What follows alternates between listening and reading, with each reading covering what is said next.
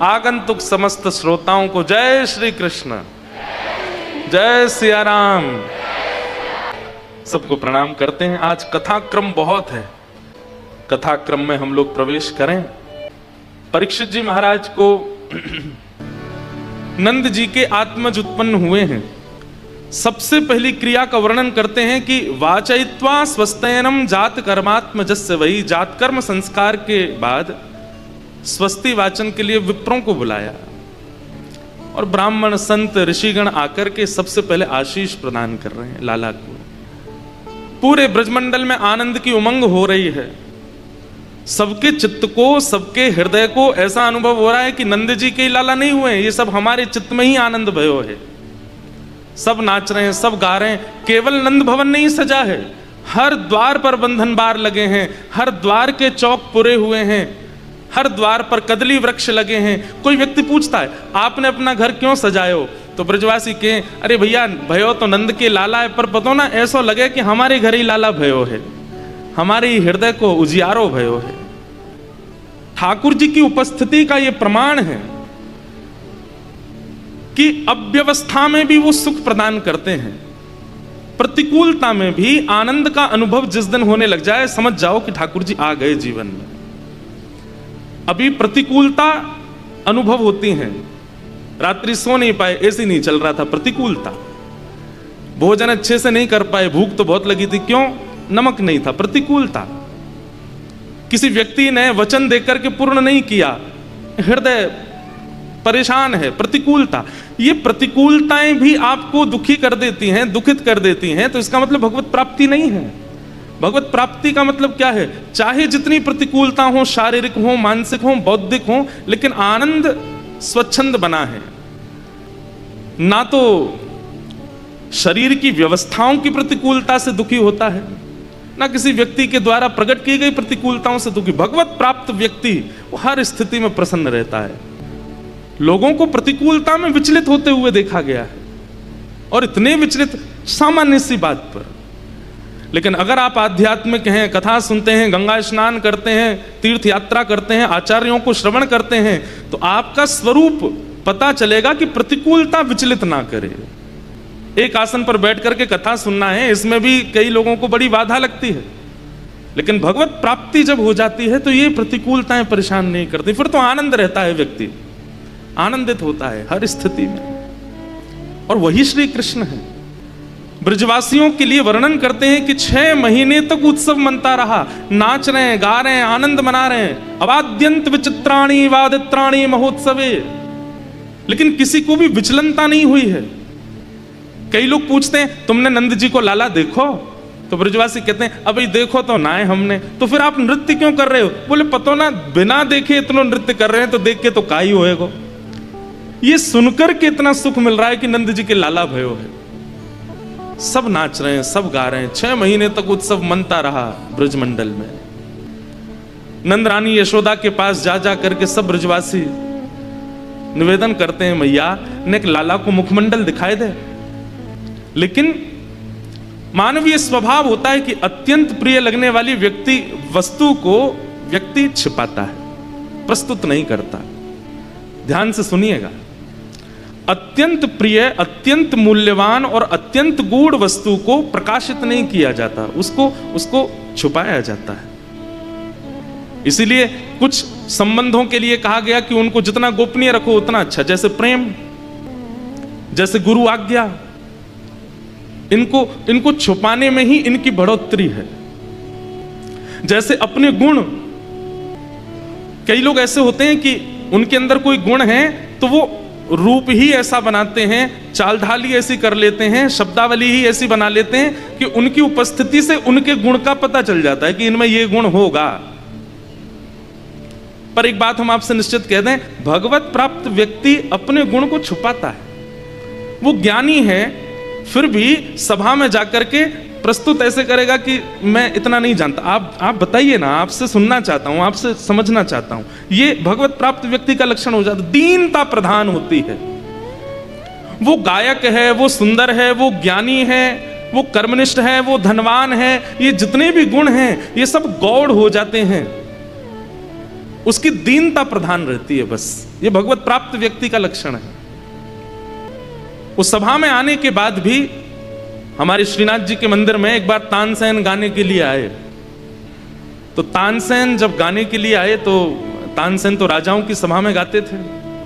तो गोसाई श्री विठलनाथ जी ने कुंभनदास जी, भगवान के अष्ट सखाओं में एक सखा श्री कुंभनदास, जिनका स्वर सुन के परमात्मा झूम उठते थे वो कुंभनदास, और जिनका स्वर सुन के समाज झूमता था वो तानसेन।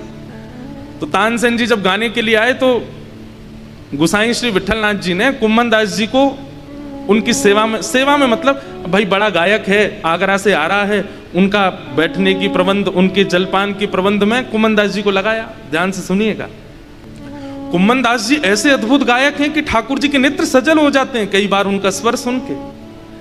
लेकिन तानसेन के सन्मुख वे ऐसे रह रहे हैं कि तानसेन को पता ही नहीं चला कि ये गायक हैं। तानसेन उन्हीं को आज्ञा कर रहा है, मेरा तंबूरा उठा के इधर धर दो, अरे जल थोड़ा शीतल लेके आओ, घड़ा वाला लेके आओ। कुंभनदास जी दौड़ दौड़ के सेवा कर रहे हैं, तानसेन आया है। तानसेन ने जब गायन किया ठाकुर जी के सन्मुख तो वाह वाह हुई, खूब वाह वाह करने लगे सब लोग। और थोड़ी देर गाने के बाद तानसेन ने आज्ञा ली, गोसाई श्री विठलनाथ जी से कहा मेरी सेवा पूर्ण हुई। तो गोसाई जी ने कहा ठाकुर जी के राजभोग का समय है, आप थोड़ा विराजो, राजभोग में एक पद पारंपरिक गाया जाए, वो कुंभनदास जी गाएंगे। तो कुंभनदास जी पीछे बैठे थे। तो तानसेन बोला कौन कुंभनदास? तो जैसे ही वो उठे तो अरे ये तो वही है जो सुबह हमारा तंबूरा उठा के चल रहे थे, हमारे जलपान की व्यवस्था कर रहे थे, ये गाएंगे। तानसेन जी बोले आओ आओ बैठो, हमें नहीं पता था तुम गाना जानते हो। नहीं नहीं हम तो कुछ नहीं जानते। अच्छा अच्छा गाओ। उन्होंने सोचा मंदिर में जो कीर्तन करते हैं वैसे ही होगा कोई। कुंभनदास जी ने जैसे ही गाना शुरू किया, प्रथम स्वर प्रस्तुत होते ही तानसेन के संपूर्ण अंग के मानो जैसे रोंगटे खड़े हो गए हों। इतना बड़ा गायक जिसने सदैव गा गा करके पूरे विश्व को रुझाया। अरे तानसेन सामान्य नहीं है, जिसके गायन से साक्षात मेघ बरस जाते हैं, जिसके गायन से साक्षात दीप प्रज्वलित हो जाता है। तानसेन के सन्मुख सारे राग रागनी हाथ जोड़ के खड़े रहते हैं, हमको सेवा में लीजिए। लेकिन आज वो किसी का स्वर सुन के जब शून्य हो गए, वाणी नहीं है उनके पास बोलने के लिए, बस नेत्रों से अश्रु गिर रहे हैं और कुंभनदास जी की ओर अपलक नेत्रों से देख रहे हैं। कुंभनदास जी का जब गायन पूर्ण हुआ, तानसेन बोले आप 2 मिनट मंदिर से बाहर आएंगे? बोले क्यों? मुझे आपको प्रणाम करना है। मैंने जीवन में स्वामी श्री हरदास जी के अलावा किसी को प्रणाम नहीं किया, लेकिन आज आपको प्रणाम करना। क्यों?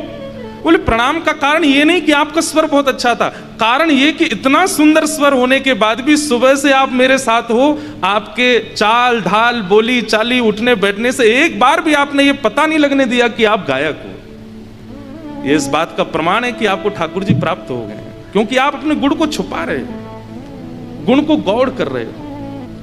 हम लोगों का स्वभाव हो जाता है, अंग्रेजी आती है तो सामान्य बात कर रहे हैं तो उसमें भी एक आध शब्द तो बोली देंगे कि सामने वालों को पता लगे अंग्रेजी आती है हमको। धनवान हैं तो वस्त्रों का पहनने का ढंग ही ऐसा होगा कि उससे पता लगे कि हम धनवान हैं।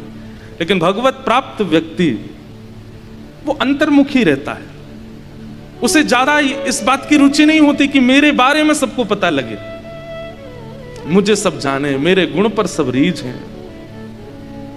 और सब ब्रजवासी ऐसे ही हैं, सब ब्रजवासी आनंदित हो रहे हैं, भाव विह्वल हो रहे हैं, सब नाच रहे हैं, गा रहे हैं, उत्सव मना रहे हैं। उत्सव का मतलब ही होता है जहां देहाभिमान शून्य हो जाए, वो उत्सव है।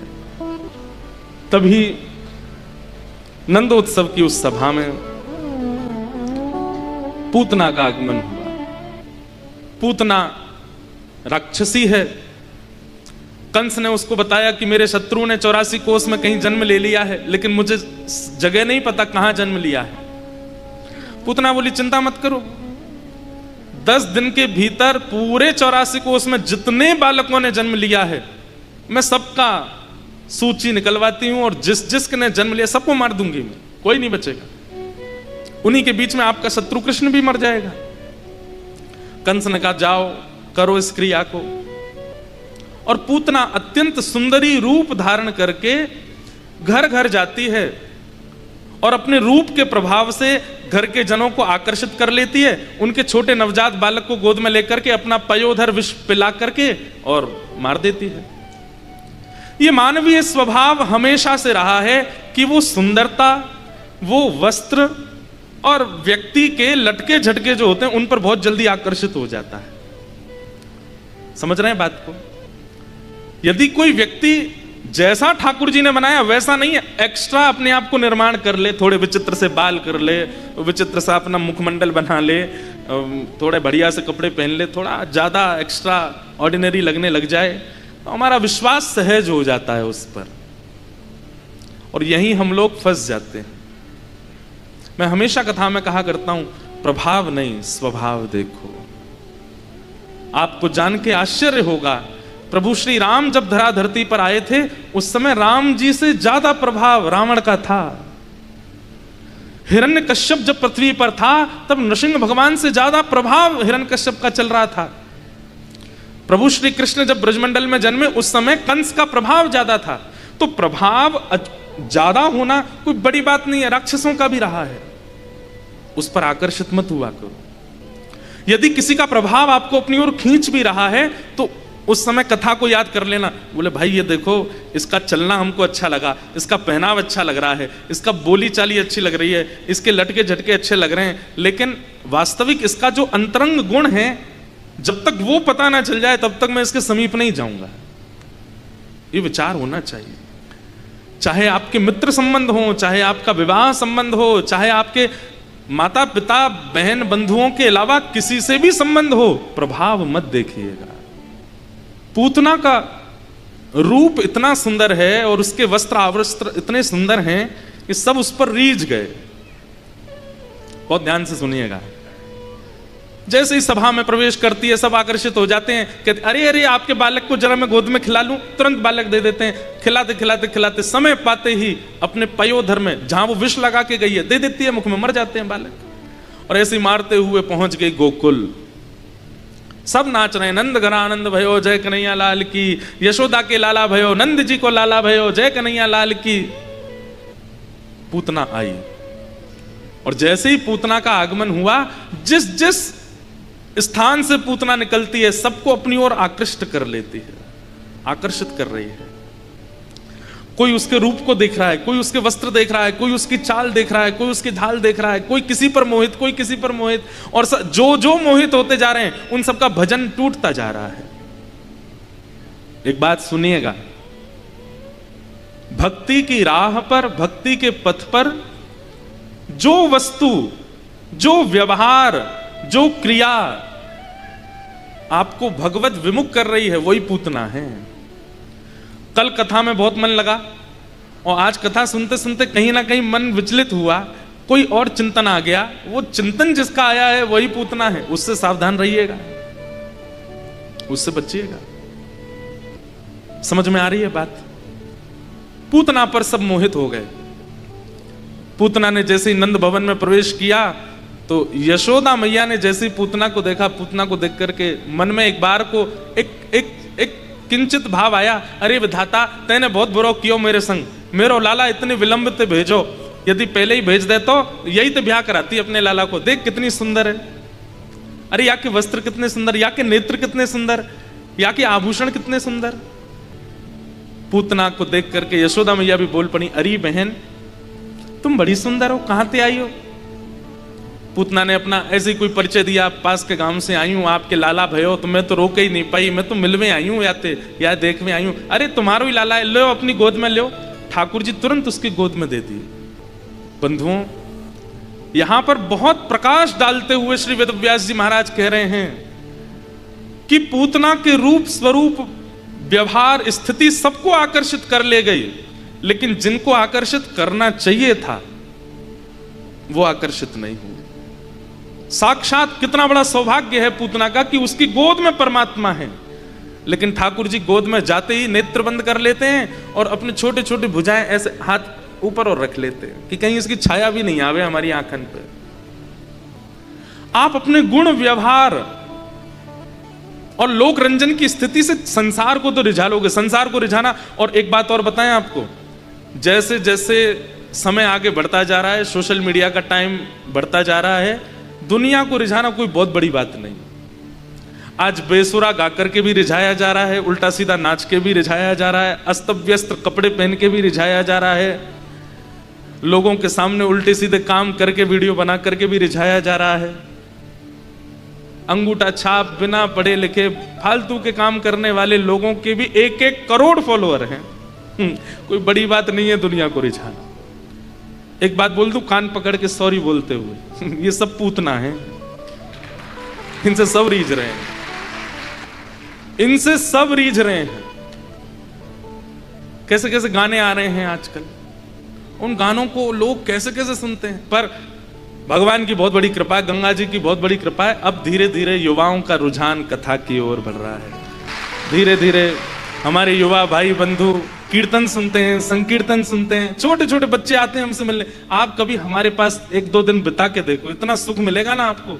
इतने युवा आते हैं, इतने छोटे छोटे बच्चे, हमारे राम जी महाराज आज इतने खुश हो रहे हैं, बोले भैया इतना अच्छा लगता है, कितने युवा आते हैं और बिल्कुल एकाग्रचित्त। तो मैंने कहा भैया बस नजर नहीं लगे, ये सुनते रहें, क्योंकि युवाओं का थोड़ा हमको एक पाया ढीला ही लगता है इनका। इनकी 4 व्हीलर गाड़ी है, एक व्हील में हवा कम ही रहती है, ये कब पलट जाए पता नहीं है, इसलिए जब तक चल रहा है बढ़िया चलने दो। तो पूतना का स्वरूप क्या है? जिस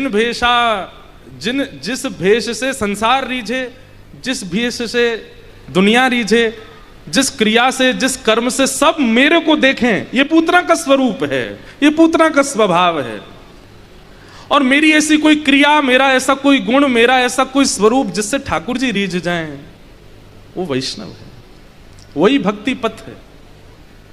बंधुओं, अपने गुण, कर्म, रूप, स्वभाव, बौद्धिक विचार, किसी भी एक वस्तु को ठाकुर जी को अर्पित करो, इससे केवल इन्हीं को रिझाना है, दुनिया को नहीं। जैसे कोई भी हम प्रसाद सिद्ध करते हैं तो ठाकुर जी को निवेदित होने से पहले कोई और छू नहीं सकता उसको, नहीं तो ठाकुर जी को भोग नहीं लगेगा। अगर आप कोई मिठाई लेकर के आए और घर के बच्चे अगर उसको पहले खा लें तो ठाकुर जी को भोग नहीं लगती, झूठी हो गई। ठीक वैसे ही अपने भी जीवन की किसी एक वस्तु को उच्छिष्ट मत होने दो, दुनिया के झूठेपन से उसको दूर रखो, वो केवल ठाकुर जी के लिए है। वो कोई गुण भी हो सकता है, कोई विचार भी हो सकता है, कोई स्वभाव भी हो सकता है, किसी का रूप भी हो सकता है, किसी के कला भी हो सकती है, कोई ऐसी कला जिसको आपके घर के माता पिता भी नहीं जानते, वो कला केवल ठाकुर जी के लिए है। कोई ऐसा गुण जो आपका संबंधी भी नहीं जाता, साथी भी नहीं जानता, वो केवल ठाकुर जी के लिए है। आपके उसी गुण, उसी कर्म, उसी कला से आपको भगवत प्राप्ति हो जाएगी, निश्चित है। उसको उच्छिष्ट मत करो। तो पूतना का स्वभाव क्या है? वो सबके रंजन के लिए आई है, सब मुझसे रीझ जाएं, मेरे पर आकर्षित हो जाएं। पर उसके चित्त में एक बार भी नहीं आया कि परमात्मा रीझ जाए।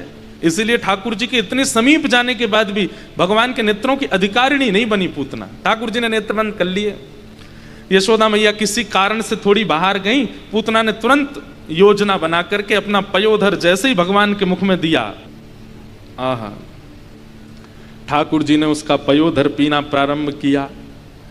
पहले तो भगवान धीरे धीरे पीते रहे और थोड़ी देर बाद जैसे ही ठाकुर जी को लगा कि भाई, अच्छा, इसके पीछे सुबोधनी जी में श्रीमद वल्लभाचार्य जी महाराज वर्णन करते हैं कि ठाकुर जी ने पहले उसके दुग्ध को पिया, फिर उसके पयोधर पर लगे विष को पिया, उसके रसतत्वों को पिया, उसके पुण्यों को पिया, उसके पापों को पिया, और अंत में गाढ़म कराभ्याम भगवान प्रपीड्य तत् प्राणी शमम रोष समन्वितो पिबत समुंच मुंचाल मित प्रभाषणी निष्पीड्यमाना अखिल जीव वर्मणि। अब यहां पर एक बात आती है कि ठाकुर जी ने पूतना के प्राण क्यों पिए? पी गए ठाकुर जी उसके प्राणों को। कह रहे हैं ठाकुर जी उसके प्राण पी रहे हैं। एक प्रकार से पी रहे हैं का मतलब क्या? स्वीकार कर रहे हैं, अपने भीतर धारण कर रहे हैं। बोले पूतना इतनी पवित्रा नहीं है, पूतना इतनी शुभ नहीं है, पूतना इतनी अच्छी नहीं है, ठाकुर जी उसके प्राण क्यों पी रहे हैं? तो हमारे श्रीमद वल्लभाचार्य जी महाराज इसका कितना सुंदर उल्लेख करते हैं। बोले कि भैया ठाकुर जी पूतना के प्राण नहीं पी रहे हैं, तो बोले ये जितने बालकों को मार करके आई थी उन सबके प्राण इसके भीतर थे, उन सबके प्राण निकाल रहे हैं। ठाकुर जी ने जैसे ही पूतना के प्राणों को पिया, पूतना के भीतर से प्राण निकाले। अब देखो एक बात सुनो, कहते हैं कि नंदोत्सव 6 महीने तक चलता रहा और पूतना कब आ गई? 6वें दिन ही आ गई थी ठाकुर जी के जन्म के बाद। और पूतना ठाकुर जी के पास आने से पहले 150 से ज्यादा बालकों की हत्या करके आई है। 84 कोस के ब्रजमंडल में 150 बालक मर जाएंगे तो फिर ब्रजमंडल उत्सव मनाएगा, नंदोत्सव मनाएगा? नहीं। इतने बालक मर गए थे तो ठाकुर जी ने पूतना के भीतर से उन समस्त बालकों के प्राण निकाल करके पुनः उनको जीवित किया। तो जिन जिन घरों के बालक मरे वो सब व्याकुल हो गए थे, लेकिन थोड़ी देर में ही उनके बाद जीवित जब होने लगे तो ठाकुर जी का उत्सव और प्रगाढ़ हो गया। वे सब भी नाचने लगे, अरे भैया ये नंद जी के लाला की कृपा है, वो जब ते आयो ब्रज में, देखो हमारे बालकन की श्वास रुक गई, धड़कन रुक गई, लेकिन फिर जीवित है गए। इसलिए वह उत्सव 6 महीने तक और चलता रहा। सब लोगों को विश्वास हो गया कि नंद जी को जो लाला है ये कोई शुभ संकेत है। ठाकुर जी ने उनके प्राण निकाले और पूतना अपने रूप में आ गई। विशाल उसका भयंकर मुख, बड़े बड़े सींग प्रकट हो गए, नाखून प्रकट हो गए। राक्षस का जो स्वरूप होता है अपने रूप में, जैसे ही वो आई ठाकुर जी ने अब अपने हाथ हटाए, अब देखा पूतना को। इसके पीछे हमारे आचार्य चरण क्या कहते हैं, बहुत ध्यान से सुनिएगा। जिस प्रकार विदेश पढ़ने के लिए गया हुआ बालक 2 साल बाद लौट करके आता है, 3 साल बाद लौट के आता है, या 5 साल बाद लौट के आता है, और मां को यदि अपने बालक के स्वभाव व्यवहार में परिवर्तन दिखता है, अब वो पहले जैसा सहज नहीं है, पहले जैसा सरल नहीं है, पहले जैसा उसका स्वभाव नहीं, मां को बड़ी पीड़ा होती है। इसको मैंने चलना सिखाया, इसको बोलना सिखाया, इसको पढ़ा पढ़ा करके मैं इसको पास कराती थी स्कूल में, इसको इंजीनियर बनाया, विदेश भेजा, और आज ये इतना विपरीत होकर के आया है। अब हमारे पास बैठता नहीं, हमसे बोलता नहीं, बात करता नहीं, अब इतना बदल गया। माँ कहेगी नहीं पर उसको बहुत पीड़ा होती है। अरे ये तो मैंने बहुत लंबी बात बोल दी। सुबह सुबह जब बालक 4 साल का हो जाता, उसको पहली बार स्कूल भेजती है ना माँ, उसके जूते बांधेगी, उसको बेल्ट लगाती है, टाई बांधती है, उसको पीछे बैग टांग देती है, गले में उसके एक बोतल लटका देती है, उसके बाल काट देती है, बढ़िया उसको सुंदर बनाती है। बालक रोता है, माँ मुझे नहीं जाना, तो उसको बहुत समझाती है, देख तू जाएगा पापा की तरह बन जाएगा। फिर उसको बड़ा समझाती है। बस में बैठाती है तो और रोता है। उस समय माँ नहीं रोती, माँ भी बहुत रोती है, उसको भी बड़ी, क्योंकि जब से जन्म लिया अब 4 साल बाद पहली बार दूर जा रहा है। कितनी देर के लिए जाते हैं छोटे बच्चे? 2 घंटे के लिए जाते हैं बस। 2 घंटे में माँ इतनी विचलित हो जाती है, 12 बज गए, कब आएगी बस, कब आएगी, अभी तक आया नहीं, फोन कर देगी, ड्राइवर भैया कहाँ हो, बोले बस आ गया गेट पे। तो पहले ही माँ आ जाती है, और जैसे बालक उतरता है ना बस से, 1 दिन 2 घंटे के लिए दूर किया हुआ बालक भी माँ को पहले से दुबला दिखने लगा। 1 दिन में ही दुबला हो गया, देखो कैसे इसके बिल्कुल गाल लाल पड़ गए हैं, कमजोर हो गया है। मतलब ये बात मैं क्यों बता रहा हूं, एक जन्मदात्री मां जिसने आपका निर्माण किया, वो आपके भीतर इतना सा भी परिवर्तन बर्दाश्त नहीं कर पाती। और हमको दुनिया में भेजने वाले ठाकुर जी जब हमको अत्यंत परिवर्तित देखते हैं तो उनको कितनी पीड़ा होती होगी। हम जैसे भी हैं, हमको ठाकुर जी ने बनाया। हमारा व्यवहार, स्वभाव, क्रिया, विचार सब ठाकुर जी ने बनाई है। दुनिया से सब छुपा के रखो, लेकिन ठाकुर जी से नहीं। मैं एक बात कहा करता हूं कि हमारे श्री कृष्ण वंशी ही क्यों बजाते हैं? इतने सारे वाद्य हैं हमारे हिंदू वैदिक परंपरा में, ठाकुर जी ने वंशी को ही क्यों चुना? क्योंकि वंशी में छिद्र है, वंशी पोली है, ये गुण नहीं है, ये अवगुण है। लेकिन उसने ठाकुर जी के आगे अपने अवगुणों को छुपाया नहीं, प्रकट कर दिया। इसलिए ठाकुर जी ने उसको, अब तबला रखा है वहां, भैया बजाते हैं तबला, ढोलक, ये सब पोले हैं भीतर से, लेकिन अपने पोलेपन को छुपाते हैं। वो भैया पीछे खींच रहे हैं वायलिन, वो भी पोली है भीतर से, लेकिन अपने पोलेपन को छुपाती है। सितार हो, वीणा हो, कोई भी साज हो, सब एक से एक साज हैं। मेरा प्रिय साज है सितार, लेकिन सब पोले होते हैं, लेकिन अपने पोलेपन को छुपाते हैं। बाह्य आवरण से ऐसे दिखाते हैं हम कितने सुंदर, भीतर से सब पोले हैं। लेकिन वंशी पोली है, लेकिन छुपाती नहीं है। इसलिए ठाकुर जी अपने अधर पर धारण करते हैं कि तुम में दोष है, लेकिन फिर भी तुम मेरे सामने उसके सन्मुख प्रकट हो गए, तुमने उसमें ज्यादा विचार नहीं किया। सूरदास जी का एक पद मुझे बहुत अच्छा लगता है, अपने अवगुणों को सबसे छुपाइए, ठाकुर जी से नहीं। कभी कभी गंगा मैया में डुबकी लगाते लगाते कह दिया कीजिए, हे गंगा मैया, ईर्ष्या से भर गया है मेरा मन, बहुत क्रोध आने लगा आजकल, मेरे अंदर लोभ जागृत हो गया है, मैं बहुत लोभी जैसा हो गया हूं, मेरे अंदर कामुकता बढ़ रही है, मेरे अंदर क्रोध का बढ़ोतरी हो रही है। ये सब शिकायतें करिए गंगा जी से, मैं ऐसा हूं, आप कृपा कीजिए, मुझे शुद्ध बनाइए, मेरे हृदय को परिवर्तित कीजिए। बंधुओं, एक बात याद रखिएगा, हम शीशा देखते हैं रोज, यहां बैठा हर व्यक्ति देखता है, और शीशा देखने वाला व्यक्ति अपने आप को संवार लेता, अपने बाल ठीक कर लेगा, अपनी नाक ठीक कर लेगा, अपने कपड़े ठीक कर लेगा। शीशे का मतलब क्या है? जो भी तुम्हारे संपूर्ण अंग में अस्त व्यस्त हो उसको व्यवस्थित कर लो। अगर कोई व्यक्ति शीशा ना देखे, 10 दिन शीशा मत देखो, कितने विचित्र हो जाओगे आप, बाल विचित्र हो जाएंगे, मुखमंडल विचित्र हो जाएगा, कपड़े विचित्र हो जाएंगे। शीशा देखते हैं और उसमें जो परिवर्तित दिखता है उसको हम ठीक करते हैं। ठीक वैसे ही ये कथा क्या है, ये ज्ञान क्या है, ये प्रवचन, ये शीशा है, इसमें स्वयं को देखिए। यहां जो अवगुण बताया गया ये मुझ में है, अपने अवगुणों को नित्य विचार किया कीजिए, मुझ में क्या क्या अवगुण है, आपसे अच्छा कोई नहीं जानता। मुझ में लोभ है, मुझ में ईर्ष्या है, मुझ में काम है, मुझ में क्रोध है, मुझ में ये है, ये सारे अवगुण देखिए और नित्य अपने अवगुणों का चिंतन किया कीजिए। हम गुणों का चिंतन करते हैं, अवगुणों का नहीं। अवगुण का यदि नित्य चिंतन हो जाए तो धीरे धीरे उस अवगुण को समाप्त करने की सूची भी आएगी, धीरे धीरे उस अवगुण को समाप्त करने के विचार भी आएंगे चित्त में, ऐसे नष्ट होगा ये अवगुण।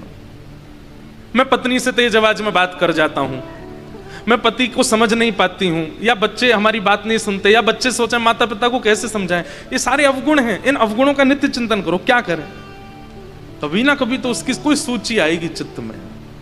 हम केवल अपने गुण का विचार करते हैं, मुझे अच्छा क्या। हमारे पूज्य पिताजी महाराज, वो जब कभी भी हमारी कथा सुनते हैं ना, कथा सुनने के बाद मैं जब प्रणाम करने जाता हूं तो वो 10 गलती से कम बताते नहीं है। आज तुमने ये गलत बोला, आज तुमने यहां गलती करी, आज तुमने ये गलत बोल दिया, इस विचार को ऐसे नहीं कहना था, इसको ऐसे नहीं कहना था।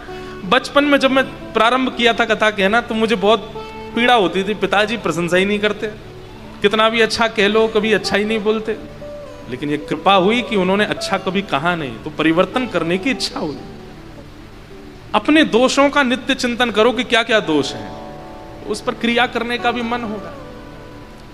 और ठाकुर जी के आगे छुपाओ नहीं, ठाकुर जी के आगे जाके सब प्रस्तुत कर दो, नाथ मैं ऐसा हूं। कि ठाकुर जी के आगे बनावटी बन के नहीं जाना है। किसी सभा में जाना है, रिश्तेदार आ रहे हैं, शादी में जाना, सब जगह बनावटी रहो, पर ठाकुर जी के सन्मुख नहीं।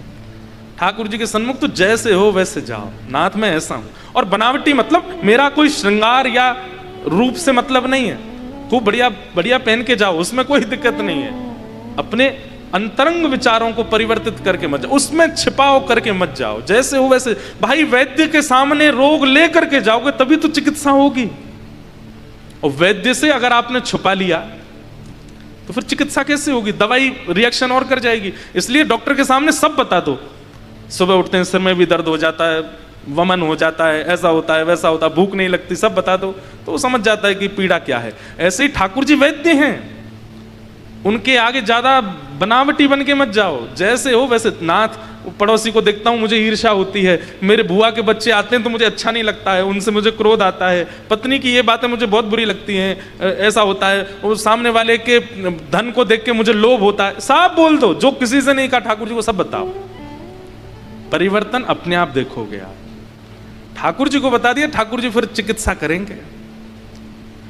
हम बुरे क्यों बने रहते हैं? क्योंकि हम छुपाते हैं, खुद से भी और ठाकुर जी से भी। इसलिए प्रस्तुत करो। पूतना राक्षसी बनकर के आई, भगवान ने उसका वध किया। जोर की आवाज हुई, सब ब्रजवासी दौड़े, कहां भय हो, कहां भय हो, कहां भय हो। देखी तो महाराज विशाल पूतना पड़ी है।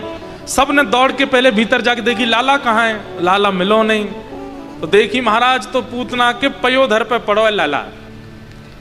सब ने जाकर के ठाकुर जी को वहां से उतारा, लेकर के गौशाला गए। गौमूत्रेण स्नापित्वा पुनर्गौरज सार्वकम, गौमूत्र से स्नान कराया, गौ की चरण रज को ठाकुर जी के 12 अंगों पर लगाया और गाय की पूंछ से ठाकुर जी को झाड़ा दिया। अब देखो, एक बात हमारी सुनिएगा, गाय जानवर नहीं है, वैद्य है। कौन है? वैद्य। और आपकी तो चलो जो भी हो, ठाकुर जी की तो वैद्य है। पूरे विश्व की पीड़ा परमात्मा दूर करता है और परमात्मा की पीड़ा गैया दूर कर रही है। बताओ। भागवत जी में स्पष्ट लिखा है, जब जब राक्षस आए तब तब यशोदा मैया तुरंत ठाकुर जी को लेकर कहां जाती? गौशाला में। गैया के 12 भगवान के अंगों पर गैया के चिन्ह लगाती। अच्छा एक बात बोलें, पूरी भागवत जी में आपने ये नहीं सुना होगा कि ठाकुर जी बीमार हुए, ठाकुर जी को बुखार आ गया, ठाकुर जी के सिर दर्द हो गया, ठाकुर जी कमर में दर्द हो गया। एक जगह आया बस, ब्रजवासियों की याद में रुक्मणी जी को बताने के लिए ठाकुर जी को ज्वर चढ़ा था। ठाकुर जी हमेशा शारीरिक स्वस्थ ही रहे। क्यों? नित्य जितने दिन श्री कृष्ण पृथ्वी पर विराजमान रहे, नित्य एक दिन भी बेनागा किए। ऐसा एक भी दिन नहीं गया कि गैया का स्पर्श नहीं किया ठाकुर जी ने। हर दिन, चाहे ब्रज की लीला हो चाहे द्वारिका लीला हो। अरे जब महाभारत का युद्ध हुआ था ना, तो ठाकुर जी ने पांडवों से कहकर के सबसे पहले पांडवों के शिविर में गऊ को स्थापित किया। छोटी सी गौशाला बनवाई थी जहां पर सारे योद्धा रहते थे, वहां किनारे में एक छोटी सी गौवंश को भी बुलाया था और सब योद्धाओं से कहा, नित्य गैया को प्रणाम करके जाओ, या तो तुम्हारी विजय होगी और अगर कहीं युद्ध में मारे गए तो गैया को प्रणाम करके गए, अधोगति नहीं होगी, भगवत नाम की प्राप्ति होगी। नित्य गैया को प्रणाम करो।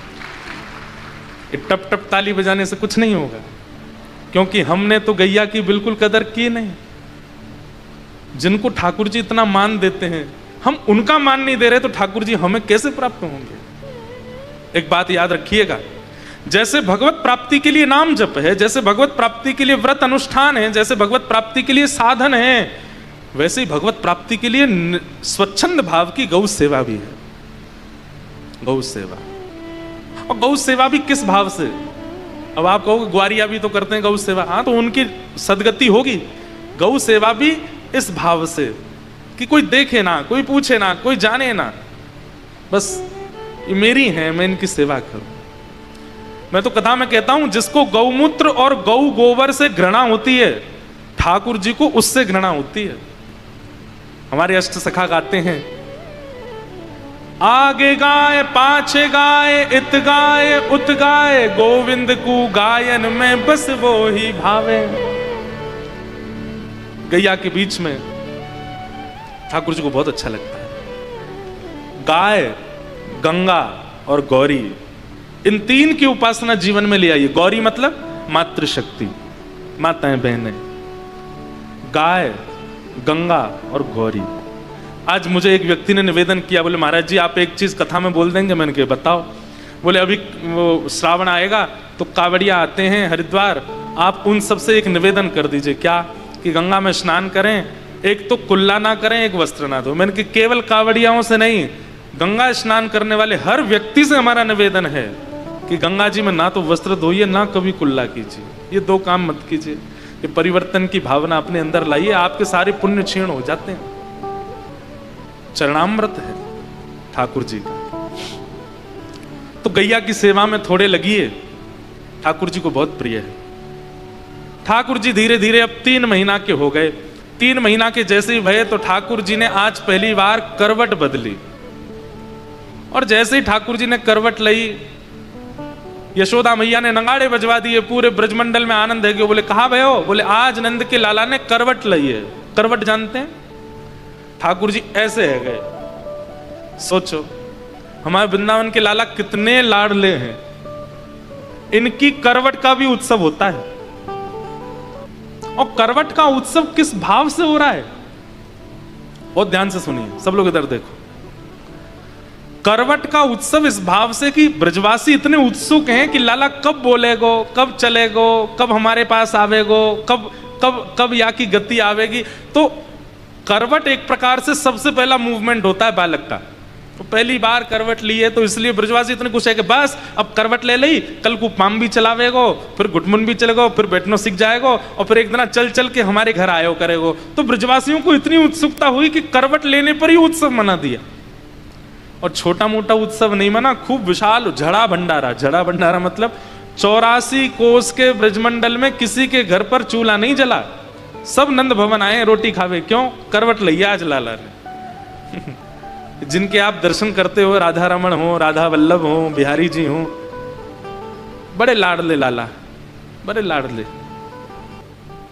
सब ब्रजवासियों की भीड़ लग गई लाला की करवट देखने की। अब ये करवट कब लेगो? अब लाइन लगा के सब देख रहे हैं, लाला करवट ले। अब बालक कोई आपके कहने से थोड़ी लेगा, वो तो जब उसका मन।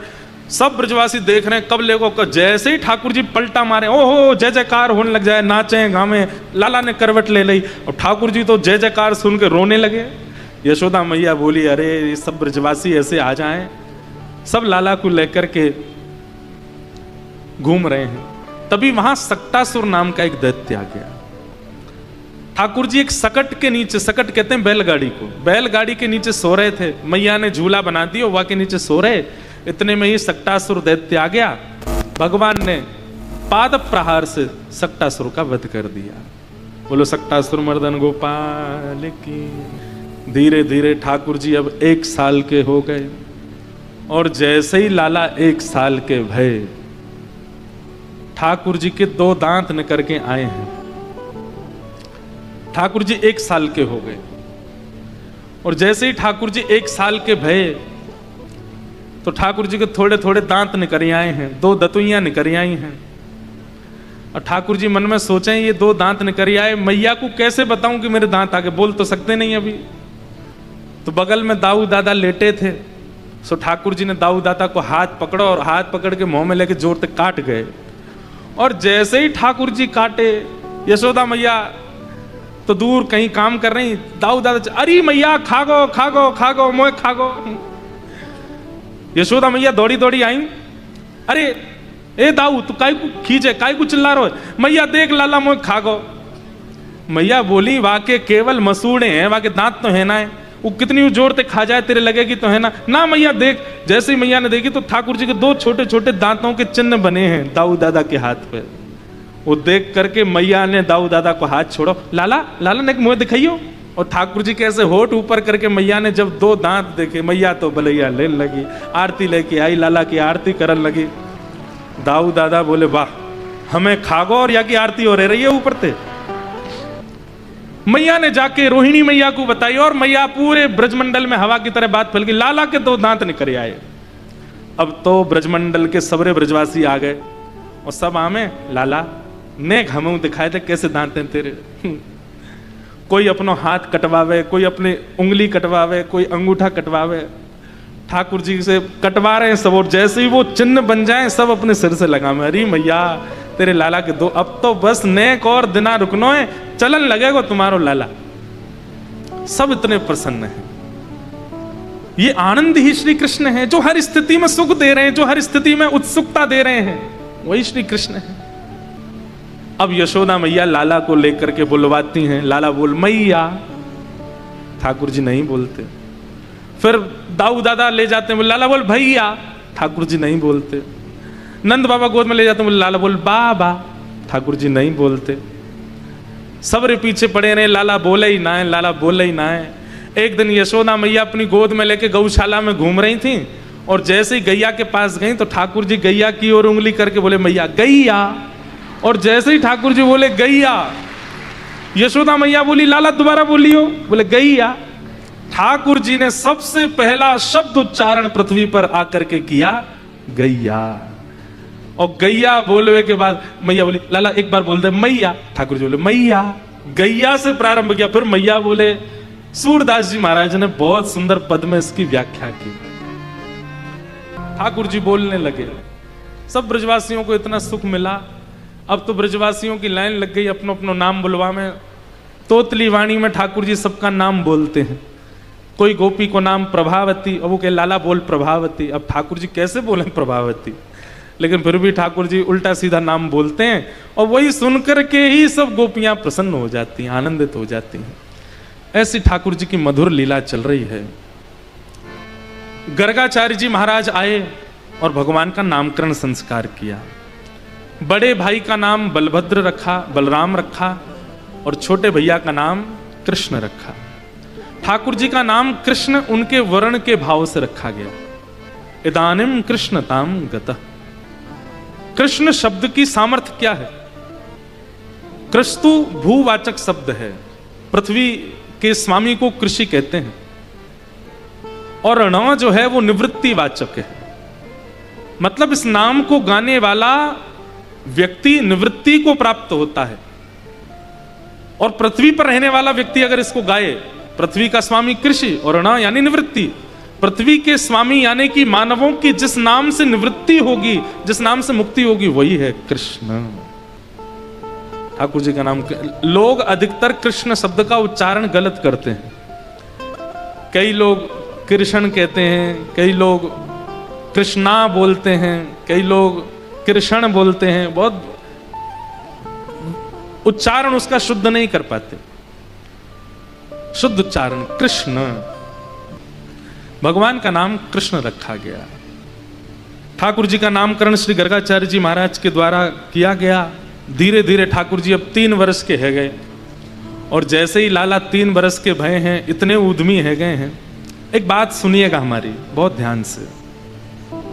प्रेम अधिक जहां होता है वहां प्रभुता का त्याग किया जाता है। प्रेम अधिक जहां होता है वहां अपनी पदवी का त्याग किया जाता है, और जहां प्रेम नहीं होता ना, वहां केवल प्रेम का आडंबर किया जाता है। ना तो प्रभुता छोड़ी जाती, ना अपनी पदवी का त्याग करता है। बहुत ध्यान से सुनिएगा। श्री कृष्ण परमात्मा है, ईश्वर है, लेकिन ब्रजवासियों ने इतना प्रेम किया है ठाकुर जी से कि ठाकुर जी अपनी प्रभुता भूल करके सब लीला कर रहे हैं वृंदावन में। और ये प्रमाण है कि प्रेम वास्तविक है, तभी प्रभुता छोड़ी है। विश्वास मानिए, जहां व्यक्ति अपने आवरण से निकल ना पाता हो आपके व्यवहार से, तो समझो कि आपने प्रेम दिया नहीं। आपने इतना स्नेह दिया, इतना प्रेम दिया, इतना उसको रिझा लिया कि वो अपनी स्थिति से बाहर आकर के सहज हो गया। और ये सामर्थ्य ना तो ज्ञान में है ना वैराग्य में, ये सामर्थ्य केवल प्रेम में है ऐसा कराने की। सामने वाला अपनी स्थिति भूल जाए, अपनी पदवी भूल जाए, अपनी प्रभुता भूल जाए। एक बात कह दें, आज भी हम सबके घर में ठाकुर जी हैं, लेकिन हम इतना प्रेम दे ही नहीं पा रहे हैं कि वे अपनी प्रभुता भूल करके चलने लगे, बोलने लगे, बैठने लगे, खाने लगे, पीने लगे, कुछ करने लगे। वो जैसे हैं वे जैसे आए थे वैसे ही रहते हैं, परिवर्तन नहीं होता उनमें। तो इस बात को आप निश्चित मान लीजिए कि हर दिन की सेवा में ठाकुर जी में कोई परिवर्तन नहीं दिखता, ठाकुर जी में कोई गुण प्रकट नहीं होता, ठाकुर जी बोल नहीं रहे हैं, ठाकुर जी कुछ कह नहीं रहे हैं। ऐसा नहीं है कि बोलते नहीं है, बोलते हैं। ऐसा नहीं है कहते नहीं है, चलते सब करते हैं हमारे ठाकुर जी। पर आपके प्रेम में वो सामर्थ्य नहीं कि वो अपनी प्रभुता छोड़ दें। सूरदास जी में वो सामर्थ्य थी, इसलिए ठाकुर जी बोलते थे। कुंभन दास जी, उनकी लीला हम सुनते हैं। ठाकुर जी नित्य कुंभन दास जी के यहां जाते थे। कुंभन दास जी का ना तो घर अच्छा था, कुंभन दास जी का ना परिवार में संपत्ति थी, लेकिन फिर भी ठाकुर जी रोज जाते थे। और कुंभन दास जी का नाम ठाकुर जी ने रखा था कुंभना। रोज बोले, ए कुंभना मेरे संग खेल ले। और ये ज्यादा नहीं, इसी कलिकाल की घटना है। ठाकुर जी खेलते थे। हमारी स्थिति ऐसी बन नहीं पाई है अभी तक कि हम ठाकुर जी से कुछ बुलवा दें, कुछ कहवा दें। जैसे हैं यथावत रहते हैं ठाकुर जी। प्रेम प्रस्तुत करो, उसी से बोलते हैं ठाकुर जी। ब्रजवासियों ने इतना प्रेम प्रकट कर रखा है कि ठाकुर जी अपनी प्रभुता भूल करके ब्रज में लीला कर रहे हैं। एक श्लोक में शुकाचार्य जी महाराज ने ठाकुर जी के सब्र ऊधम बता दिए। संज्ञग्निडम शशि जलद्विज कंटकेभ्य। सबसे पहला ऊधम क्या है ठाकुर जी का? गैया, बड़े बड़े सींग वाली गैया ठाकुर जी को झूला है। क्या है? झूला। एक तरफ तो दाऊ दादा लटक जाए, दूसरी तरफ लाला लटक जाए, और जब तक गैया बैठी है तब तक तो ठीक है। जैसे ही गैया खड़ी है जाए, सोई ठाकुर जी के में दाऊ दादा कस के पकड़ लो, झूला बन गो हमारो। और गैया जहां जावे ठाकुर जी ऐसे लटक के झूले वहां पे। और जैसे ही हाथ छूटन लगे, जैसे ही हाथ की पकड़ कमजोर रहने लगे, फिर चिल्ला में, मैया देख तेरी गैया हमको मार रही है, जल्दी बचा, जे हमें मार भी ले जा रही है। एक दिन ठाकुर जी चढ़ गए गैया पे, सींग पकड़ लिए उसके। गैया भी बोली, रोज रोज आ जाते हैं। अच्छा, ठाकुर जी की सेवा में जड़ चेतन जीव सब लग जाते हैं। गैया बोली, आज इनको आनंद कराऊं थोड़ा। और महाराज जैसी सींग पर ठाकुर जी चढ़े और जोरते अपने पाम से गैया को ऐसे हिला में कि ये कहीं भागे तो हमको आनंद आवे। लेकिन आज गैया दौड़ करके गई और जहां 9 लाख गैयाओं का गोबर का ढेर है वहां चली गई। ठाकुर जी बोले, दाऊ दादा जी गैया गलत मार्ग पे जा रही है। दाऊ दादा यहां गिर गए तो हम तो गोबर में डूब जाएंगे। और वहां जाकर के गैया ने जोर जोर से अपने सींग और हिलाए, अरे जे गैया तो हमको गोबर में फेंक रही है। अरे दाऊ दादा ने एक बच्चियों बच्चियों, इतने में तो दोनों के हाथ छूटे और गले गले तक गोबर में ही धस गए। उछट करके मुंह पे आ गए हो, नाक पे आ गए हो, आंख पे आ गए हो। अब गोबर का एक स्वरूप होता है कि उसमें वो इतना कोमल भी होता है, लेकिन उसमें अगर पैर वैर फंस जाए तो खूब ताकत लगानी पड़ती है। अब ठाकुर जी फंस गए। यशोदा मैया बोली, लाला अरे कन्हैया कहाँ है? ठाकुर जी गोबर में से चिल्ला रहे, मैया यहां हूं। बोले, मुझे तो दिखना रहो। अरे मैया गोबर के पास आ। जैसे ही मैया गई तो गोबर में इतने इतने धसे हुए ठाकुर जी। मैया बोली, राम राम राम, इतना नभाऊं तो को इतना धुवाऊं, ऐसा सुंदर बनाए के रखूं, कारो तो वैसे ही है तू, और फिर भी तेरा इतना श्रृंगार करूं, लेकिन तू माने ना जब गोबर में ही आके खेले। मुझे तो लगे लाला तू पूर्व जन्म को सूकर दिखे। अब मैया बाहर निकाल ले मुझे यहाँ से। यशोदा अब जैसे गोबर में चले गए तो ठाकुर जी को मैया भी ऐसे करती है, चल मेरे पास मत आइयो, ऐसे हाथ पकड़ ले। हाथ पकड़ के मैया ऐसे उठा के ऐसे ही ले जा रही है ठाकुर जी को। ठाकुर जी कह रहे, मैया तुमको एक बात बताऊं? बोले, कहा, तेने 12 भगवान को नाम सुनो? मैया बोली, हम बे सुनो तो है। वो मैं ही तो हतो मैया, मैं ही जन्म लेके आयो, मैं ही बड़ा भगवान बन के आयो, मैंने ही पृथ्वी की रक्षा करी। मैया बोली, हम बे तभी गोबर में खेले तू? बोले, हाँ मैया। अब चल स्नान कर ले जल्दी। मैया दूर खड़े करके लाला पे पानी डाले। ठाकुर जी कह रहे, मैया ऐसे आनंद ना यार हो। बोले, का करेगो? बोले, एक बार अपने हृदय ते लगा। बोले, दूर रहियो मत, गोबर लग रहा तुम्हें। ठाकुर जी के मैया ऐसे सुख ना मिलेगो। ठाकुर जी दौड़ के गए, मैया से ऐसे अंग लगा के और अपना अंग ऐसे करने लगे मानो पूरा गोबर मैया पे लगा दिया। बोले, अब मैया संग संग नहाएंगे, दोनों स्नान करेंगे। ऐसा सुख ठाकुर जी दे में यशोदा मैया को। द्यमष्टि, इतनी सुंदर लीला है द्यमष्टि की। ठाकुर जी क्या करते हैं? रोज का क्रम है ठाकुर जी का। जो बछड़ा बछिया जन्मे हैं गौशाला में, सवेरे उठते ही ठाकुर जी उनके पास जाते हैं और जिनका 4 दिन पहले 10 दिन पहले जन्म हुआ है उन बछड़ा बछिया के मुंह खोल के उनके दांत गिनते हैं, फिर अपने गिनते हैं कितने आ गए, मेरे ज्यादा कि या के ज्यादा। और फिर रोते रोते मैया के पास जाए, मैया मैया। मैया बोले, का भयो? देख वह बछड़ा है, देख मैया मैं 3 साल को है को, और वो 10 दिन पहले जन्म हुआ के मुंह ते ज्यादा दांत आ गए निकर के, मेरे ना निकरे। मैया बोली, लाला तू मक्खन खावे, दूध ना पीवे, दूध पीवे ते दांत आमे, तू दूध पियो कर। ठाकुर जी दूध पीते हैं, चोटी पकड़ के दूध पीते हैं, मेरी चोटी बढ़ेगी, मेरे दांत निकरेंगे। श्रृंग यज्ञ शशि जलद द्विजकंटकेभ्य। ब्राह्मणों के साथ लीला करते हैं, क्रीड़ा करते हैं, सब ठाकुर जी की लीलाएं बड़ी मधुर हैं। मैया सबरी गोपीन ते कहते, जब तक मेरो लाला रंगे हाथ नहीं पकड़ो जाए मुझसे शिकायत मत करियो। रंगे हाथ पकड़ो आके मुझसे शिकायत करो, सबरी झूठी झूठी बात बना में आके। हमारे पूज्य पिताजी महाराज एक भाव गाते हैं कि ये गोपियां उल्हाने लेकर के कृष्ण दर्शन के बहाने से जाती हैं। प्रेमी का एक स्वभाव होता है कि वो अपने प्रियतम को देखने के लिए बहाना ढूंढता है कि क्या बहाना दूं। ये सब गोपियां उल्हाने लगाती हैं और उल्हाने लेकर के जाती हैं यशोदा मैया के पास। एक बात समझने की है, ठाकुर जी केवल 3.5 वर्ष के हैं और 3.5 वर्ष के ठाकुर जी में गोपियों को प्रियतम का दर्शन होता है। इससे यह बात स्पष्ट होती है कि ये वो प्रेम नहीं है जिस प्रेम को आप लोग और हम लोग देखते हैं। ये काम लीला नहीं है, ये स्वच्छंद प्रेम है। 3.5 वर्ष के बालक के प्रति कैसे हो सकती है ऐसी भावना? लेकिन गोपियों की है। गोपियां आकर के मैया से बात करती हैं, मैया लाला को डांटती हैं, गोपियां देख करके चली जाती हैं। इस प्रकार अनेक ठाकुर जी की बाल लीला। एक दिन दामोदर लीला हुई, 2 वृक्षों को स्पर्श कर दिया, दोनों टूट के गिर पड़े। कुबेर के पुत्र नलकुवर मणिग्रीव प्रकट हो गए। वाणी गुणानुकथने श्रवणं कथायाम हस्तौ चकर्मसु मनस्तव पादयोर्नः स्मृत्याम शिरस्तव निवास जगत प्रणामे दृष्टि सताम दर्शनेस्तु भवत्तनूनाम। स्तुति गाई, बहुत ध्यान से सुनिएगा। कुबेर के पुत्र नलकूवर मणिग्रीव को शाप लगा था, इस कारण से वो वृक्ष बन गए थे, लेकिन आज भगवान के स्पर्श से मुक्त हो गए। दोनों ने भगवान की स्तुति गाई, और स्तुति गा करके क्या कहते हैं कि हे नाथ, हमारी वाणी आपके गुणानुवाद गावे, हमारी दृष्टि आपका दर्शन करे, हमारे कान आपको श्रवण करें, हमारे हाथ आपकी सेवा करें, चरण आपकी प्रदक्षिणा करें। और यदि आपका दर्शन संभव ना हो तो भवत तनु नाम, आपके जो तनु, तनु कहते हैं पुत्रों को, तो भगवान के तनु कौन है? भगवत कथा गाने वाले, भगवत भाव में रहने वाले, भगवत भेष में रहने वाले, भगवत स्वभाव को धारण करने वाले जितने भी वैष्णव हैं, ये भगवत तनु हैं, भगवान के बालक हैं।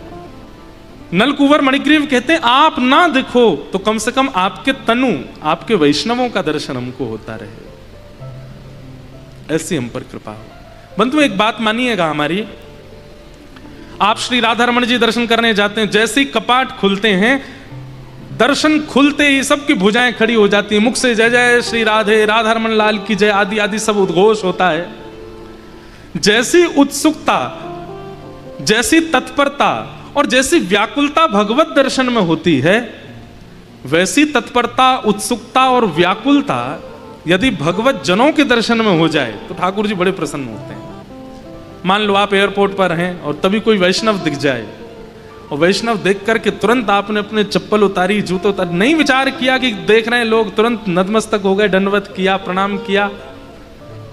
आप भले ही उनको जानते भी नहीं है, लेकिन केवल उनका भगवत भेष देख करके इतनी तत्परता आपके चित्त में आ जाए, ये ठाकुर जी को बहुत प्रिय लगती है।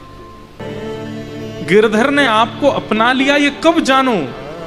बोले भगतन में मति, भगतन में गति, संत चरण रज सदा लुभाने, गिरधर जब अपनों करी जाने। वैष्णव भेष, वैष्णव भाव वाले के प्रति आपकी पूर्ण तत्परता है, पूर्ण उसके प्रति समर्पण की भावना है, समझो ठाकुर जी ने आपको स्वीकार कर लिया है। भगवत जनों के प्रति आपकी निष्ठा नहीं है, केवल ठाकुर जी की सेवा पूजा पाषाण सेवा में ही लगे रहते हैं, ठाकुर जी उससे प्रसन्न नहीं होते। भगवत जनों के प्रति आपकी निष्ठा, उससे ठाकुर जी बड़े प्रसन्न होते हैं, ठाकुर जी को प्रिय लगता है। नलकूवर मणिग्रीव ने यही मांगा कि आपके जनों के प्रति हमारी ऐसी निष्ठा हो जाए नाथ। भगवान ने उनको मुक्त किया। यशोदा मैया ने ऊखल में बांधा था ठाकुर जी को, वृक्षों के गिरने की आवाज आई तो दौड़ करके गई, ठाकुर जी को मुक्त किया और मन में विचार किया कि अब हम गोकुल में नहीं रहेंगे, जाद नाते लाला भयो, कोई ना कोई पीड़ा आवे, अब यहां से हम चलेंगे। और सब ब्रजवासियों के सहित गोकुल से वृंदावन की ओर चले। सब वृंदावन जा रहे हैं। वृंदावनम संप्रविश्य सर्वकाल सुखावहम। संपूर्ण भागवत में एकमात्र वृंदावन के लिए यह शब्द प्रयोग किया गया कि जहां जाके ठाकुर जी सर्वकाल सुखावहम, सब प्रकार से सुखी। सब प्रकार से सुखी का मतलब क्या है? अनुकूलता हो तो भी सुख है, प्रतिकूलता में भी सुख है, इसलिए सर्वकाल सुखावहम। कई लोगों को पहाड़ बहुत अच्छे लगते हैं तो वो ऐसा कहते हैं हमको पहाड़ में ले जाओ, भले ही वहां खाने को भी नहीं मिले तो भी रह लेंगे, पहाड़ देखते देखते रह लेंगे। वृंदावन इतना प्रिय है ठाकुर जी को कि वहां यदि प्रतिकूलता भी होती है तो भी ठाकुर जी को सुख लगता है, इतना प्रिय है। क्यों? क्योंकि किशोरी जी के हृदय से प्रकट है श्री वृंदावन। श्यामा हृदय कमल सो प्रगट्यो, श्याम हृदय को भाई, वृंदावन प्यारो वृंदावन। क्यों भाया ठाकुर जी को? क्योंकि किशोरी जी के हृदय से प्रकट है। हमारी श्री राधा रस सुधा निधि में महाप्रभु जी वर्णन करते हैं कि श्री किशोरी जी ने एक एक कण अपने हाथ से निर्माण किया है श्री धाम वृंदावन का। वृंदावन का वृक्ष हो, वृंदावन के पक्षी हो, वृंदावन के घाट हो, वृंदावन में निवास करने वाले ब्रजवासी हो, सब किशोरी जी के, इसलिए ठाकुर जी को बहुत प्रिय लगता है। और वृंदावन रस चर्चा तो अलग से हम करते हैं, कभी कभी 3 दिन की 4 दिन की, उसमें हृदयवंश महाप्रभु, श्री हरिराम व्यास सबके भाव कहते हैं कैसा है वृंदावन। वर्णन का विषय नहीं है वृंदावन, अनुभव का विषय है, देखने का विषय नहीं है, वर्णन का विषय नहीं है, भ्रमण का विषय नहीं है, अनुभव का विषय। वो तो अनुभव से ही जाना जा सकता है वृंदावन को। ठाकुर जी वृंदावन आए, वृंदावन आकर के सबसे पहले ठाकुर जी ने अघासुर नाम के एक दैत्य का वध किया, जो कि एक सर्प के रूप में आया था। सब ग्वाल बालों को लेकर के ठाकुर जी वन भोज के लिए गए थे। सर्प इतना बड़ा मुख खोल करके बैठा था कि ऐसा लगा मानो जैसे कोई गुफा है। मधुमंगल, श्रीदामा, तन सुखा, मन सुखा, धन सुखा, सब ठाकुर जी के सखा। सबने कही लाला बहुत जोर की गुफा है, आज तो जई में चलेंगे भीतर। ठाकुर जी बोले गुफा नहीं लग रही, हमको तो कुछ और लग रहा है। जैसे ही ग्वाल बाल भीतर गए, अरे लाला ये तो बड़ी गुदगुदी गुफा है, उसकी जीभ थी। ठाकुर जी ने जैसे प्रवेश किया, अघासुर ने अपना मुख बंद कर लिया और अपने उदर से विष निकाल करके उनको मारने लगा सबको। सब मूर्छित हो गए। ठाकुर जी तुरंत उसके कंठ में गए, अपने शरीर को इतना विशाल किया, बीच में से उसका विध्वंस कर दिया और सब ग्वाल बालों की रक्षा हुई। पर सब मूर्छित हो गए थे। अपनी दिव्य दृष्टि से ठाकुर जी ने सबको जीवित कर दिया। परंतु ये बात कि लाला ने आज एक सांप मारो, ये बात सब ब्रजवासियों ने 1 साल बाद बताई अपने घर में। मतलब आज की घटी घटना 1 साल बाद बता रहे हैं। क्यों? तो कहते हैं ब्रह्मा जी ग्वाल बालों का हरण कर ले गए थे। बड़ी अच्छी कथा है कि विभ्रद वेणुम जठर पटयो श्रांग वेत्रे चकच्छे वामे पाणे मृषण कवलम तत्फलम लांगुलीषु तिष्ठन् मध्ये स्वपन स्विहितो हासयन् निर्मभिस्वे स्वर्गे लोके मिषति विभुजे यज्ञ भोग बालके। ध्यान से सुनिएगा। ठाकुर जी वन भोज कर रहे हैं, पिकनिक कर रहे हैं। कभी नहीं मृषण कवलम तत्फलम लांगुलीषु। ठाकुर जी अपनी उंगलियों के मध्य में अलग अलग भिन्न भिन्न अचार रखते हैं। एक में आम का अचार, इसमें नींबू का अचार, यहाँ टेटी का अचार, मिर्च का अचार, और अपने बीच के हस्तकमल के भाग में ठाकुर जी चटनी रखते हैं और एक हाथ में रोटी का कवल लेते हैं। एक बार पाते हैं, फिर एक अचार चाटते हैं, फिर पाते हैं, फिर कोई सखा से कहते हैं अरे तू कौन सी सब्जी बना के लाया? बोले बैगन की है, मुझको खवा। उसके हाथ से खाते हैं, फिर अपनी रोटी खाते हैं, फिर कोई चटनी चाटते हैं। तू कौन सी सब्जी लेके आया? कौन सी कड़ी लेके आया? तू पवा।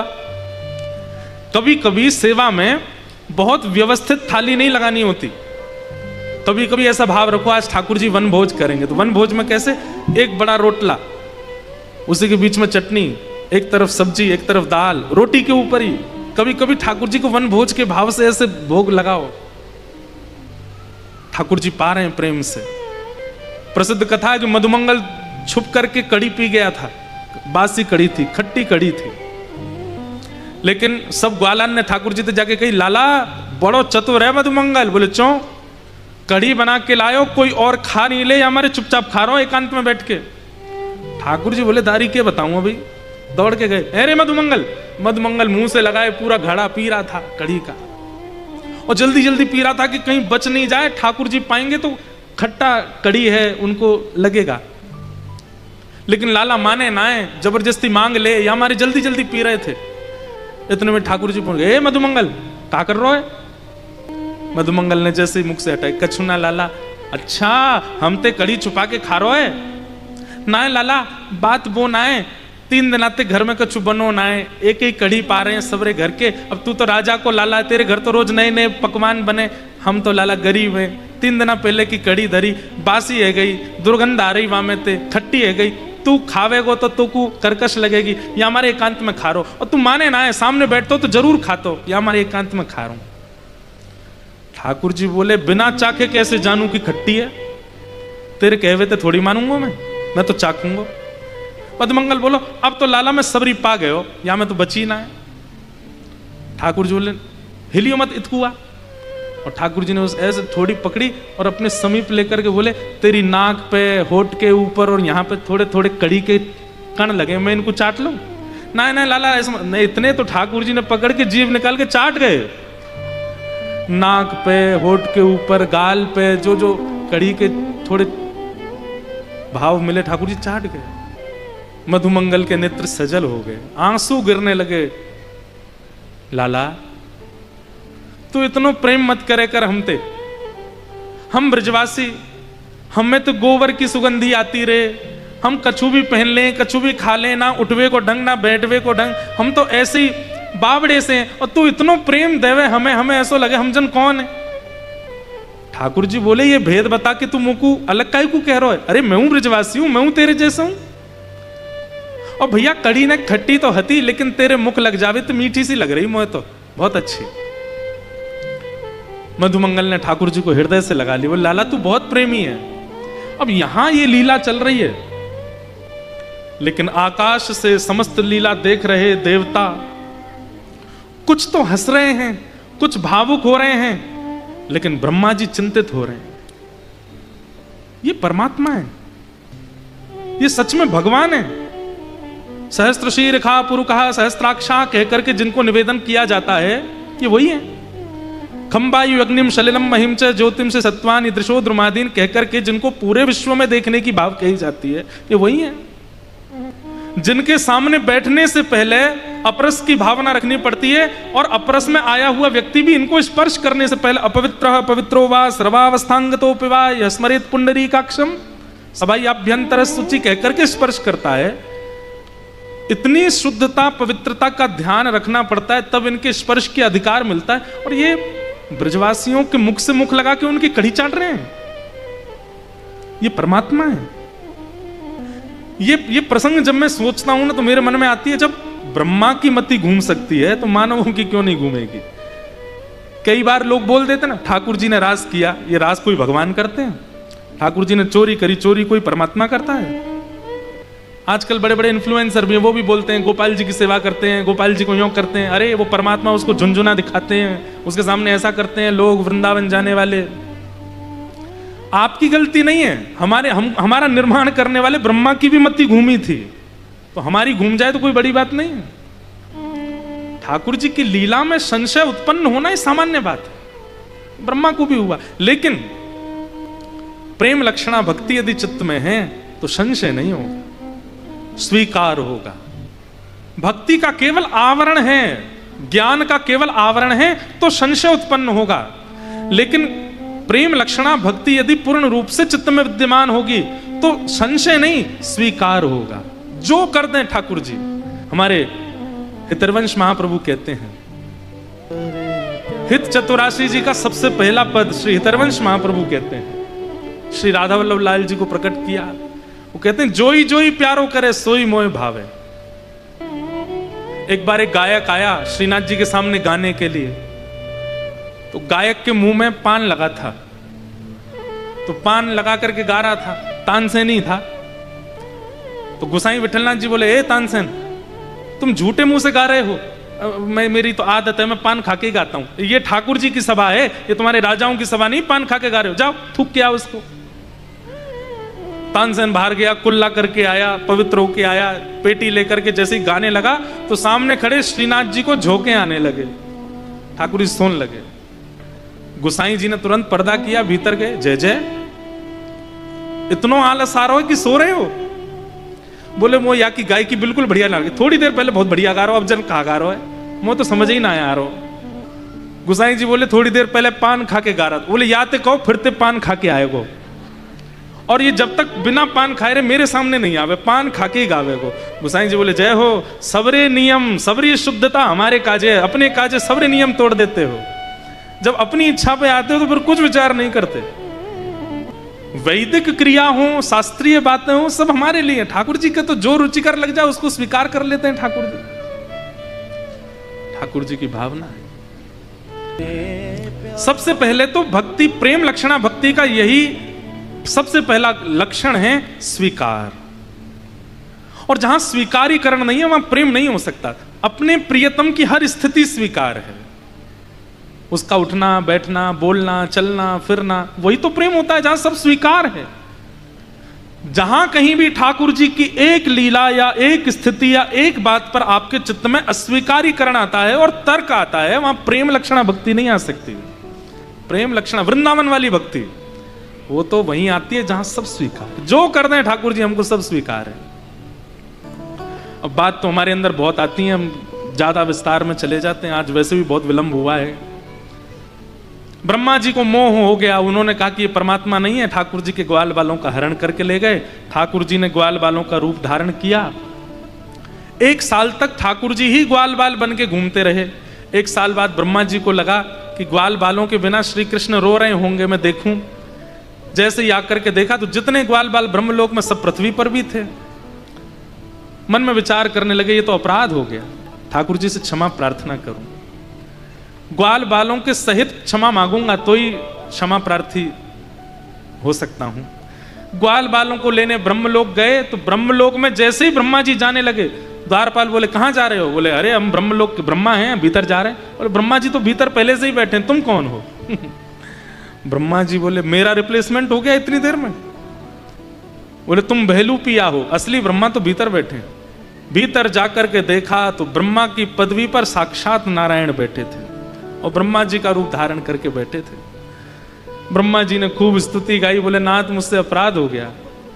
ठाकुर जी बोले ज्ञान के मार्ग में अपराध होता है, वैराग्य के मार्ग में अपराध होता है, विरक्ति के मार्ग में अपराध होता है, प्रेम के मार्ग में अपराध नहीं होता। प्रेम के मार्ग में अपराध नहीं होता, या तो प्रेम होता है या कुछ भी नहीं होता। तुम प्रेमी नहीं हो ब्रह्मा, इसलिए तुमको संशय लग रहा था मेरी लीला में, ये ब्रजवासी बहुत प्रेमी है। ब्रह्मा जी ने बहुत सुंदर स्तुति गाई और उस स्तुति से खूब रिझाने का प्रयास किया, पर ठाकुर जी नहीं माने, ब्रह्मा जी से नहीं रीझे। इस प्रकार ठाकुर जी की लीला चल रही थी। ठाकुर जी धीरे धीरे बड़े भये। एक दिन रोन लगे। मैया बोली काई को रोवे लाला? मैया अब मैं बड़ो है गो, अब मैं गैया चराऊंगो। मैया से बहुत जिद करने लगे गैया चराने की। तो नंद बाबा ने कही लाला तू एक काम कर, गैया मत चरा, तू बछड़ा बछिया चरावे जा। और गोपाष्टमी के दिन ठाकुर जी पहली बार बछड़ा बछिया चरावे गए वन में।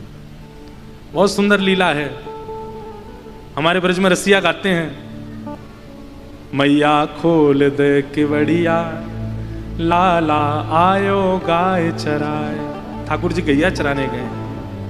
तम गो रजत छुरित कुंतल बद्ध वरह वन्य प्रसून रुचिरे क्षण चारु आसम। बहुत सुंदर वर्णन ठाकुर जी की रूप माधुरी का किया है। गौरज उड़ उड़ करके ठाकुर जी के मुखमंडल। आपको एक बात बोले, वृंदावन में मंगला से लेकर के शयन तक के दर्शनों में सबसे सुंदर और सबसे महत्वपूर्ण दर्शन कौन सा है? जो संध्या में मंदिर बंद हो जाते हैं उसके बाद जो खुलकर के प्रथम दर्शन होता है, वो दर्शन सबसे महत्वपूर्ण है। जैसे दोपहर में 12 बजे 1 बजे मंदिर बंद हो गए और ठाकुर जी के फिर दर्शन 4:30-5 बजे खुलते हैं, वो दर्शन जो है वो सबसे महत्व, वो गौधूली बेला का दर्शन है ठाकुर जी का। उस समय हमारे वृंदावन में भावना है कि लाला गैया चरा के आए हैं अभी अभी, और उस समय का दर्शन करने का इतना बड़ा महत्व है। कहते हैं कि जितने भी पाप हैं, ताप हैं, संताप हैं, जीवन में जितने भी आर्त हैं, उस समय के दर्शन सब मुक्त हो जाते हैं। क्यों? क्योंकि गौरज में लिपटे हुए ठाकुर जी हैं। और गौरज, एक तो गौरज पवित्र, ऊपर से ठाकुर जी के अंग से स्पर्श हो गई। और उस समय जितने लोग दर्शन करते हैं, ठाकुर जी अपनी गौरज उतार उतार के सब पर डालते हैं, तो वो गौरज माथे से पड़ती है तो सारे आर्त पवित्र हो जाते हैं। इसलिए सबसे विशिष्ट दर्शन होता है संध्या का। मंदिर खुलते ही सबसे पहला दर्शन हो वो करने का प्रयास करो। सबसे सुंदर दर्शन होता है ठाकुर जी का गौधूली बेला में। भगवान गैया चराने लगे। ठाकुर जी के मन में आया कालिया नाग आ गया है, इसका वध करना है। लेकिन दाऊ दादा संग में है, तो दाऊ दादा को तो भेज दिया धेनुकासुर के वध के लिए। और ठाकुर जी ने पूरी योजना बना करके कालिया नाग को वहां यमुना जी से निवृत्त किया। ब्रज की गोपियां सब ठाकुर जी से प्रेम मानती हैं। ठाकुर जी गैया चराने जाते हैं और वेणु गीत के माध्यम से सब गोपियां ठाकुर जी का दर्शन करती हैं। आज ठाकुर जी जैसे ही लौट करके आए तो महाराज 56 भोग बन रहे थे। ठाकुर जी ने जाके मैया से पूछी, मैया ये 56 भोग कौन के काजे बनने हैं? मैया ने की बाबा ते जाके पूछ। ठाकुर जी नंद बाबा के पास गए और जाकर के पूछने लगे, बाबा ये 56 भोग की रचना कौन के काजे है रही है? ये इतने 56 भोग सामग्री कौन के काजे बनाई जा रही है?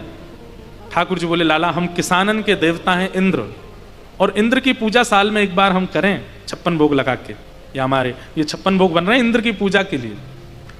ठाकुर जी ने नंद बाबा से कही, बाबा अगर हम इंद्र की पूजा केवल इसलिए करते हैं क्योंकि हमारी खेती बाड़ी बनी रहे, अतिवृष्टि अनावृष्टि ओलावृष्टि नहीं हो, तो खेती तो सूर्य नारायण की कृपा से भी हो रही है। अगर सूर्य प्रकाशित नहीं करेंगे तो फिर खेती कैसे होगी?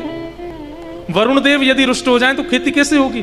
पवन देव नाराज हो जाएं तो खेती कैसे होगी? एक देव के प्रसन्न होने से खेती नहीं हो रही है।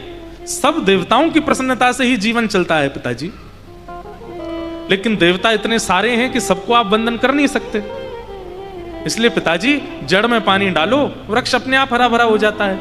इन समस्त 33 कोटि देवतान की एक मूल आधार हमारे ब्रजमंडल में विराजमान श्रीमन नारायण के ही स्वरूप श्री गिरिराज जी गोवर्धन।